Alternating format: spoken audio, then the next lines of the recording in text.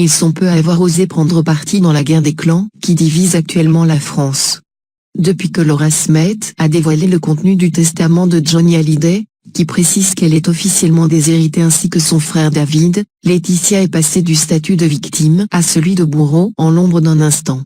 Écœurée par l'affaire, solitaire et pleurée entourée de ses filles Jade et Joy, la veuve a pourtant trouvé un soutien dans le paysage médiatique français, souvenez-vous. Au mois de décembre, la chanteuse Evangeline nous confiait son envie de reprendre, avec son grand complice Francky Vincent, un ou deux titres du taulier version soleil pour lui rendre un joli hommage. Il adorait les Antilles, se souvenait-elle alors. Il repose à Saint-Barthélemy, alors ça a un côté logique. Hélas, l'information déformée par la presse, lui prêtant le projet d'un album entier de reprises zouk, lui avait valu de violentes menaces sur les réseaux sociaux.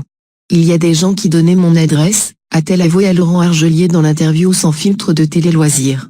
Des gens qui disaient on va aller la tuer. Ils me traitaient de nom d'oiseau, des femmes surtout. Plutôt inattendu.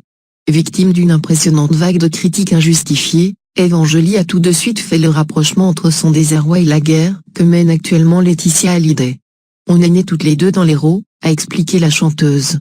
J'ai trouvé qu'elle était victime elle aussi de méchanceté gratuite du jour au lendemain, on ne lave pas son linge sale sur la place publique. J'ai trouvé que Laura Smet qui étale sa vie familiale sur les réseaux sociaux, ce n'était pas très délicat. Tempérant son propos, l'artiste sétoise a néanmoins confirmé son soutien à l'épouse de Johnny Hallyday. Peut-être que Laetitia a tort, je ne sais pas. Mais la manière dont les gens la traitent du jour au lendemain,